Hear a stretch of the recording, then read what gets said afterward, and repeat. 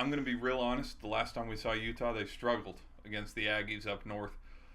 Truthfully, it was just because, hey, where's our quarterback? He's sitting on the sideline. We have Wilson in the backup. And that's no hate. No hate on the little brother to Zach Wilson. But, I mean, Isaac Wilson, he'll learn. His time will come for the Utes and this offense. But as a big, no pun intended, Big 12 test for both teams, which, starts official conference play, I think the biggest question and outlier from reports that I saw when I last checked was Rising is playing in this game, and this is going to be his first game back from the injury from Baylor, the hand injury. I think it was smart to actually sit him for the rest of the second half against Baylor, because that game was pretty much in hand. Okay, yes, it did get out of hand there in the second half. Baylor did start to storm back. But if he's playing, I'm rolling with the Utes. Now, the concern would be is what if he's tackled wrong and, knock on wood, something happens to the hand again.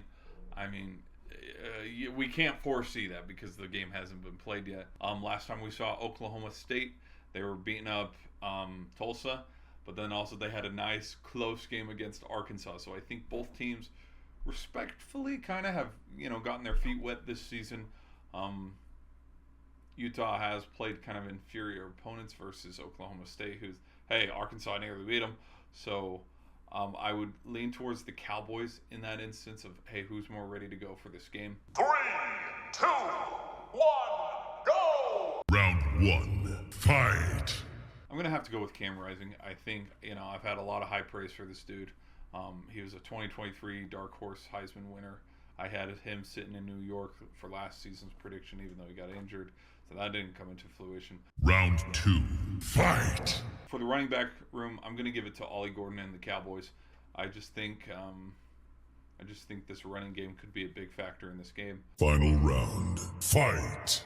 For the wide receiver rooms, I'm pretty open about both, because it's like, I think it's an evenly fair match, because it's not like they have top 3, top 5 NFL prospects in either one. I think they seem pretty evenly matched. It's not like, hey, we have this perennial all-star, kind of like how it is with the running back room where we have Ollie Gordon. Like, I think both of them are pretty even. It's just depending on, hey, which quarterback's going to be able to have more touchdowns and completions, obviously. Sneaky one, and this might be the only one I use for Utah because they like to use it a lot. Tight ends. I think Utah does have the better tight end room. And then for defense, I'm going to have to give it to the Utes. Like, Utah's defense, man, they are good.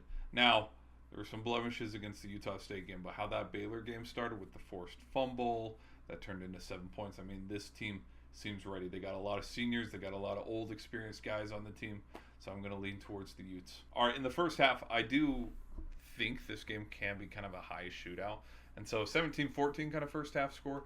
And then overall, I mean, I think in the second half, if this thing's rolling and there's a lot of momentum where typical Big 12 game, defense isn't stopping a nosebleed, I'm going to roll with Utah like 38-31.